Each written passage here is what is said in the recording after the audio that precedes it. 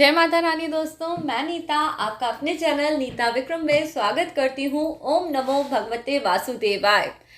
इंदिरा एकादशी, पितृपक्ष एकादशी, श्राद्ध एकादशी के दिन पे 2 बूंदों से अपने पितरों को तृप्त कर दें, जिससे कि आपकी हर इच्छा पूरी हो जाएगी। इतना पैसा आपके घर में आएगा कि आपकी आने वाली कई पीढ़ियां तर जाएंगी। जी हाँ दोस्तों, जिस घर के पितरों को तृप्ति मिल जाती है उस घर में धन धान्य के अपार भंडार खुल जाते हैं। और पितृपक्ष में करा हुआ यह छोटा सा उपाय, चाहे आप एकादशी व्रत करते हो या न करते हो, आपके जीवन को सफल बना देगा। हर माह में एकादशी का व्रत करा जाता है, कृष्ण पक्ष में और शुक्ल पक्ष में। इस प्रकार से वर्ष भर में कुल मिला के 24 एकादशियों के व्रत करे जाते हैं। एकादशी व्रत को सभी व्रतों का राजा व्रतराज बताया जाता है। एकादशी व्रत की जितनी महिमा कही जाए उतनी ही कम है। एकादशी व्रत का फल न केवल इस जन्म में आप भोगते हैं और सुख सौभाग्य को प्राप्त करते हैं, बल्कि मृत्यु के उपरांत आगे आने वाले कई जन्मों में भी इस व्रत का फल कभी भी खत्म नहीं होता। जिस घर के स्त्री अथवा पुरुष एकादशी के व्रत को करते हैं, वहां के पितृ तृप्त हो जाते हैं और संतुष्ट होकर अपने घर के लोगों को सुख सौभाग्य प्राप्ति का वरदान देते हैं। ऐसे घरों में उनके पुत्र पौत्र सभी अच्छी गति को प्राप्त होते हैं, सत्कर्म करते हैं और शुभ कार्यों के द्वारा धन का अर्जन करके मान सम्मान प्रतिष्ठा को प्राप्त करते हैं। एकादशी व्रत करने वाले घरों में किसी भी प्रकार की नकारात्मकता नहीं रहती। ऐसे घर में कभी भी भूत प्रेत की बाधाएं नहीं आती। ऐसे घर में रहने वाले लोग अपने जीवन में अपने कर्मों द्वारा ही श्रेष्ठ फल को प्राप्त कर लेते हैं। दोस्तों, वर्ष 2021 में इंदिरा एकादशी का व्रत आपको कब रखना है, सबसे पहले आप ये जान लीजिए। यह व्रत 1 अक्टूबर को रखना है या 2 अक्टूबर को, तो मैं आपको बताती हूँ। एकादशी व्रत की यह जो तिथि है, यह 1 अक्टूबर रात्रि में 11:03 से शुरू होगी और इसकी समाप्ति 2 अक्टूबर को रात्रि में 11:10 पे होगी। हिंदू सनातन धर्म में जब भी कोई व्रत को रखा जाता है, उसमें सूर्य उदय की तिथि ली जाती है। एकादशी व्रत में सूर्य उदय की तिथि के साथ साथ ऐसी तिथि जिसमें कि द्वादशी तिथि का सम्मिश्रण होता है, इसे बहुत ही अधिक अच्छा बताया जाता है। इस तिथि में व्रत रखने से आपके घर में धन धान्य सुख सौभाग्य हर प्रकार की वस्तुओं का सुख प्राप्त होने लगता है। तो आप में से सभी लोग जो एकादशी के व्रत को करते हैं, इस दिन पे आपको कुछ विशेष उपायों को जरूर करना है। 2 अक्टूबर 2021 शनिवार के दिन पे एकादशी की तिथि आपके पितरों को तृप्त करेगी। घर में किसी भी प्रकार की यदि नकारात्मकता होगी तो उस नकारात्मकता को भी दूर कर देगी। एकादशी का व्रत दोस्तों हमेशा 3 दिन का व्रत होता है। दशमी से यह व्रत शुरू करते हैं और द्वादशी की तिथि समाप्त होने पे इस व्रत का पारण अगले दिन पे करा जाता है। एकादशी व्रत में कई नियमों का पालन करा जाता है, जिससे कि मनुष्य नाना प्रकार के पापों से मुक्त हो पाए। एकादशी की तिथि के सभी नियम मैं आपको इस वीडियो में विस्तार से बताऊं, उसके पहले आपके पितरों को तृप्त करने वाला जो उपाय है वह देखने के लिए आप इस वीडियो पे एकदम आखिर तक बने रहें, क्योंकि यह उपाय केवल आप एकादशी की तिथि पे ही कर सकते हैं। तो दोस्तों, यह उपाय कैसे करना है, क्या करना है, यह जानकारी अब मैं आपको आगे देने वाली हूँ। सबसे पहले दशमी की तिथि पे ही आप अपने घर में जब व्रत रख रहे हैं तो इस दिन पे गेहूं, जौ, मूंग की दाल और शुद्ध देसी घी से बना हुआ भोजन ग्रहण करें। कहने का तात्पर्य यह है, इस दिन पे आपको कोई भी ऐसी वस्तु जो अभक्ष्य हो उसको ग्रहण नहीं करना चाहिए। तेल मसाले का भोजन भी नहीं करना चाहिए। मांसाहार और शराब इत्यादि इन सब चीज़ों का तो घर में बिल्कुल भी आपको उपयोग नहीं करना चाहिए, क्योंकि यह सभी चीज़ें नकारात्मकता से युक्त होती हैं। इसलिए इस दिन पे आपको साधारण भोजन लेके एक समय इस आहार को ग्रहण करते हुए श्री हरि विष्णु और माँ लक्ष्मी का ध्यान करते हुए अपने व्रत की शुरुआत करनी चाहिए। एक और विशेष बात, दशमी की तिथि में ही तुलसी की मंजीरी, तुलसी के पत्तों को तोड़ लेना चाहिए, क्योंकि एकादशी तिथि में तुलसी के पत्तों को नहीं तोड़ना चाहिए। तो यह दोनों ही कार्य आपको दशमी की तिथि पे कर लेने चाहिए। दशमी की तिथि से ही ब्रह्मचर्य व्रत का पालन करना चाहिए, शारीरिक संबंध नहीं बनाने चाहिए। दशमी की तिथि से ही आपको अपना क्रोध का त्याग करते हुए एकादशी व्रत का ध्यान करते हुए श्री हरि विष्णु और माँ लक्ष्मी का ध्यान करना चाहिए। हमेशा अपने पितरों के प्रति, उनके करे हुए कार्यों के प्रति अपनी श्रद्धा और भक्ति को आपको बनाते हुए इस दिन पे ही आपको मंत्र जाप इत्यादि करके अपना व्रत शुरू करना चाहिए। अब दोस्तों, जब अगले दिन एकादशी का व्रत हो उस दिन सुबह सुबह ब्रह्म मुहूर्त में उठना चाहिए। जैसे कि 3 बजे से लेके 5 बजे के बीच में जो लोग उठते हैं वह ब्रह्म स्नान के फल को प्राप्त करते हैं। सुबह के समय उठ के आंवले के रस और गंगा जल से यदि आप स्नान करते हैं तो यह किसी पवित्र नदी में, जैसे कि गंगा नदी, नर्मदा नदी इत्यादि में आपको स्नान का पुण्य फल प्राप्त कराते हैं और श्री हरि विष्णु की कृपा अपार रूप से आपको अपने जीवन में प्राप्त होने लगती है। सुबह के समय उठें और सूर्य देव को जल अवश्य दें। दोस्तों, एकादशी की तिथि है, विशेष तौर पे एक बात का ध्यान रखें, इस दिन पे चावल का प्रयोग पूजा में भूल के भी नहीं करना चाहिए। एकादशी तिथि में चावल को पूजा में वर्जित बताया गया है और इस दिन पे आपको सिर्फ काले तिल के द्वारा ही देवी देवताओं को पूजना चाहिए और इस दिन पे आपको सभी देवी देवताओं के पूजन में केवल काले तिल का प्रयोग करना चाहिए। सुबह के समय सूर्य नारायण को, सूर्य देव को जल दें और उनसे प्रार्थना करें कि वह आपके व्रत का पुण्य फल ग्रहण करें। अब दोस्तों, पितरों के लिए जो विशेष उपाय करा जाना है वह भी आप सुबह के समय ही करेंगे। जिन लोगों के जीवन में वह अपने पितरों को तृप्त करके धन धान्य सुख सौभाग्य प्राप्ति की इच्छा करते हैं, वह पितरों को अर्पित करने वाले जल में केवल 2 बूंद इस दिन पे शहद की डाल देंगे। जी हाँ, इस बात का विवरण आपको गरुड़ पुराण और कई ऐसी शास्त्र सम्मत पुस्तकों में मिलेगा कि जब द्वादशी युक्त एकादशी की तिथि में पितरों को शहद युक्त जल दिया जाता है तो इस जल को ग्रहण करके पितरों को असीम तृप्ति की प्राप्ति होती है। वह अपने पुत्र पौत्र और उनके वंशजों को धन धान्य कर देते हैं और उनके जीवन में हर प्रकार के सुख सौभाग्य प्राप्ति का उन्हें आशीर्वाद देते हैं। तो आपको बहुत ही श्रद्धा भक्ति के साथ अपने पितरों को धन्यवाद कहते हुए 2 बूंद शहद मिले हुए जल एवं काले तिल से मिश्रित कुशा दर्भ के साथ इस जल को आप जब अपने पितरों को अर्पित करते हैं तो वह आपको हर प्रकार के पाप से मुक्त कराते हैं, जीवन में सुख सौभाग्य प्राप्ति का आशीर्वाद देते हैं। स्त्रियां और पुरुष दोनों ही इस उपाय को कर सकते हैं। तो जो भी अपने घर में पूजा पाठ करते हुए इन उपायों को करना चाहता है वह नाना प्रकार के पितृ ऋण से मुक्त होते हैं और सुख सौभाग्य की प्राप्ति करते हैं। देखिए, उपाय जितनी आसानी के साथ आपको बताया जाता है उतनी ही सरलता के साथ सही समय रहते हुए जब आप ये उपाय करते हैं तो आपको इनका शुभ फल अवश्य देखने मिलता है।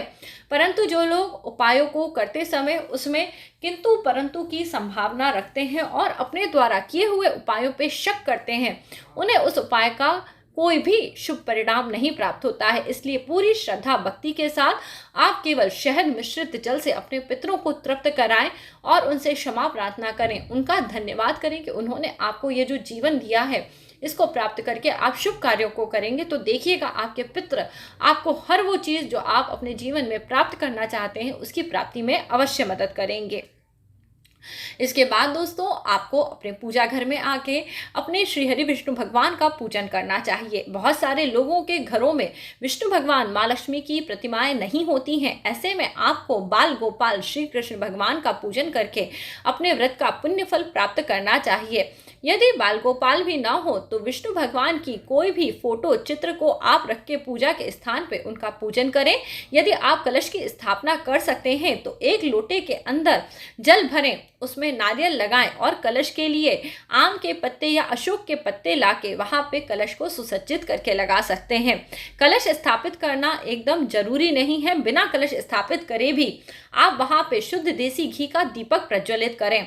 ध्यान रहे, इस दिन पे आप जो बाती लगाते हैं उसके साथ में वहां पे थोड़े से तिल के दाने या फिर 1 या 2 लौंग या तिल के दाने आप जरूर डाल दें, क्योंकि यह शनिवार की एकादशी है। यह आपके घर की हर नकारात्मकता को, लक्ष्मी की कमी को आपके घर से दूर कर देगी। तो आप यहाँ पे पूजा में जो देसी घी का दीपक जलाएंगे उसमें थोड़ी सी हल्दी और 2 लौंग अवश्य डालिएगा। आपको इस पूजा का शुभ और अधिकतम फल अवश्य प्राप्त हो जाएगा। शुद्ध देसी घी के दीपक को प्रज्वलित करें, वहां पे धूप दीप जलाएं। श्री हरि विष्णु माँ लक्ष्मी का आप यहाँ पे पंचामृत के साथ अभिषेक कर सकते हैं। पंचामृत यदि संभव ना हो तो केवल जल या गंगा जल से भी भगवान का अभिषेक करके उन्हें सुंदर पीले रंग के वस्त्र आप अर्पित कर दीजिए। पीले रंग के वस्त्रों के अभाव में जो भी वस्त्र आपके पास साफ और सुंदर उपस्थित हो उन्हें भगवान को अर्पित करें। भगवान को इस दिन पे केसर, हल्दी, चंदन इसका तिलक आपको लगा के उसके साथ साथ काली तिली के दानों से उनका श्रृंगार करना चाहिए। देवी देवताओं का सभी श्रृंगार अद्भुत रूप से करने के बाद आप जब उनको कोई भी प्रसाद अर्पित करें, इस दिन पे वैसे तो दोस्तों विशेष तौर पे गुड़ और तिल का बना हुआ प्रसाद ही श्री हरि विष्णु को भोग में लगाना है। और एक बात का ध्यान रहे, जब भी आप भगवान को प्रसाद अर्पित करें उसमें पहले से ही तुलसी का पत्ता न रखें, क्योंकि पहले से जब आप तुलसी का पत्ता रखा हुआ प्रसाद भगवान के सामने लेके जाते हैं तो ये पहले से चढ़ाया हुआ प्रसाद होता है। ऐसे में भगवान इस भोग को ग्रहण नहीं करते। सबसे पहले आपको भगवान का भोग सामने रखना है और उसके बाद तुलसी के पत्ते या मंजीरी बाद में रखने चाहिए। इस नियम को आपको हमेशा इसी विधि से करते हुए भगवान को भोग अर्पित करना है। गुड़ और तिल से बने हुए प्रसाद के अभाव में कोई भी मौसमी फल चढ़ा के भगवान श्री हरि विष्णु माँ लक्ष्मी का पूजन अर्चन करें। इसके बाद आपको वहां पे भगवान श्री हरि विष्णु के सामने बैठ के इंदिरा एकादशी व्रत की कथा को कहना और सुनना चाहिए। इस कथा को सुनने मात्र से अश्वमेध यज्ञ एवं वाजपेयी यज्ञ के फल की प्राप्ति होती है। आपके पितृ स्वर्ग लोक में आनंद से रहते हैं और उनके जीवन में जो भी उन्होंने कर्म करे हैं उनके अतिशुभ फल अब आपको प्राप्त होने लगते हैं, क्योंकि जैसा कि आप सबको पता है पितरों की कृपा से ही हमारे जीवन में सुख सौभाग्य की वृद्धि होती है और जब हमारे पितृ प्रसन्न होते हैं तब हमें हर प्रकार का सुख प्राप्त हो जाता है। तो इस दिन पे आपको क्षमा प्रार्थना करते हुए अपनी पूरी पूजा को संपूर्ण करना चाहिए। हो सके तो वहाँ पे अग्नि का होम देना चाहिए। जिनके घर में पूरा हवन करने की व्यवस्था ना हो उन्हें गाय के गोबर का उपला लेके उसको गर्म करके उस पर कपूर डाल के आग को प्रज्वलित करना चाहिए। गुड़, घी और हवन सामग्री डालते हुए ओम नमो भगवते वासुदेवाय नमः स्वाहा, ओम नमो भगवते वासुदेवाय नमः स्वाहा ऐसे कहते हुए 11 आहुति का, 21 आहुति का, 51 या 108 आहुति का हवन करना चाहिए, जिसने विष्णु भगवान की और माँ लक्ष्मी की कृपा आपको अवश्य प्राप्त हो। इस दिन पे आपको इस प्रकार से व्रत पूजा पाठ करना चाहिए। दिन में हो सके तो गीता के 7वें अध्याय को जरूर सुन लीजिए, क्योंकि श्राद्ध पक्ष चल रहे हैं। ऐसा कहा जाता है गीता का 7वां अध्याय सुनने मात्र से आपके पितृ तृप्त हो जाते हैं। साथ ही साथ इस दिन पे विष्णु सहस्त्र नाम का पाठ करा जाता है। श्री सूक्त, लक्ष्मी सूक्त का भी पाठ करने मात्र से आपके जीवन के जो बड़े बड़े कष्ट हैं वो दूर होने लगते हैं। तो आपको यत्न करते हुए ये सभी पूजा पाठ करनी चाहिए और श्री विष्णु और माँ लक्ष्मी का ध्यान करना चाहिए। रात्रि के समय विशेष तौर पे विष्णु भगवान का कीर्तन करना चाहिए। रात्रि 4 प्रहर की होती है। इसमें शाम में 6 बजे से लेके 9 बजे तक, 9 बजे से लेके 12 बजे तक, 12 बजे से लेके 3 बजे तक यह महत्वपूर्ण समय होता है। इस बीच में जितना भी आपको समय मिले वह सभी समय श्री हरि विष्णु की पूजा में, उनके भजन कीर्तन में व्यतीत करना चाहिए। इस समय पे करा हुआ भजन कीर्तन पूजन आपके जीवन में आपको शुभ फल की प्राप्ति अवश्य कराता है। इस तरह से विष्णु भगवान का पूजन करना चाहिए। इस दिन के कुछ विशेष नियम अब मैं आपको बता रही हूँ जिनका ध्यान आप सबको रखना है। जब भी हम एकादशी व्रत करें उस दिन पे क्रोध करने से आपके एकादशी के व्रत का पूरा फल क्षय हो जाता है। एकादशी व्रत में झूठ बोलना निषेध होता है, इसलिए आपको कोशिश करते हुए इस दिन पे सत्य का अनुसरण करना चाहिए। और एकादशी व्रत के दिन पे ऐसे लोग जो झूठ बोलते हैं, दूसरों की निंदा करते हैं, ऐसे लोगों से भी बातचीत नहीं करी जाती। एकादशी व्रत के दिन हम जो वस्त्र पहने वो साफ सुथरे होने चाहिए। एकादशी के दिन पे आप जो वस्त्र पहने वो साफ धुले हुए हों, हल्के रंग के हों उन्हें ही आपको पूजा के समय पे पहनना चाहिए।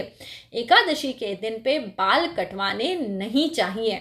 एकादशी के दिन पे ऐसे लोग जो दूसरों की निंदा बुराई करते हैं, उनसे आपको किसी भी प्रकार का वार्तालाप नहीं करना चाहिए। यदि किसी कारण से इस प्रकार के लोगों से आप बातचीत कर लेते हैं तो सूर्य देव को जल देने एवं श्री हरि के नाम का स्मरण और जाप करने से ही आपके जीवन में आपको सुख सौभाग्य की प्राप्ति होती है।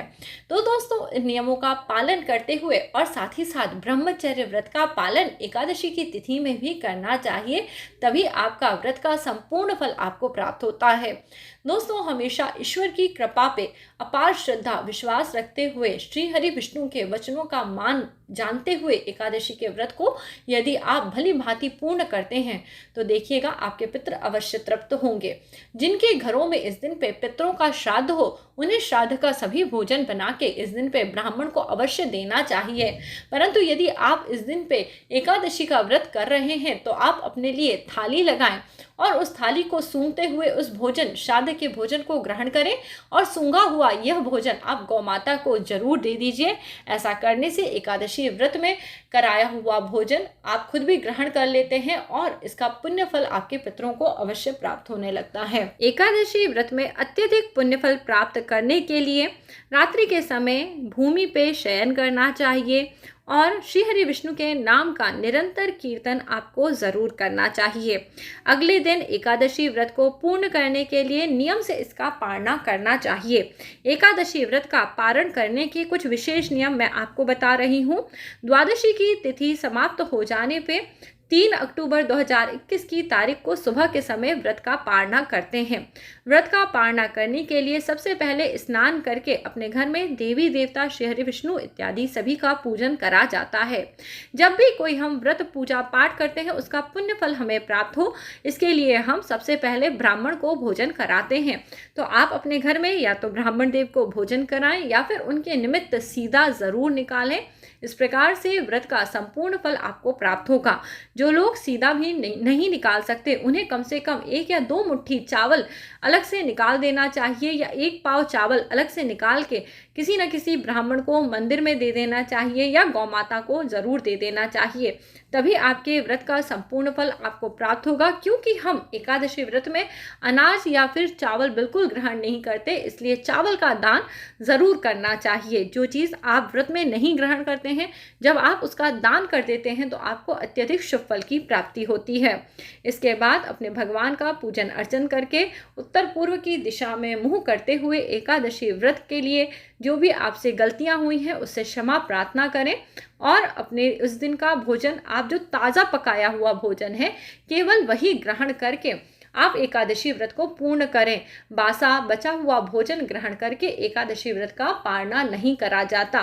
कई जगह अपने हाथ में 14 चने के दाने लिए जाते हैं और उन्हें अपने सर से पीछे की तरफ फेंका जाता है और उसके बाद यह व्रत को पूर्ण करके सबसे पहले तुलसी जी को अपने जीवा पे रख के सीधे निगलने के बाद उसके साथ पानी पिया जाता है, तब आपका व्रत पूर्ण होता है। जो लोग एकादशी के व्रत के अगले दिन त्रयोदशी का व्रत रखते हैं या प्रदोष का व्रत रखते हैं, वह केवल तुलसी को इस प्रकार से पानी के साथ निगल के अगला अपना व्रत प्रारंभ कर सकते हैं, जिससे कि आपको दोनों व्रत के संपूर्ण फल की प्राप्ति हो।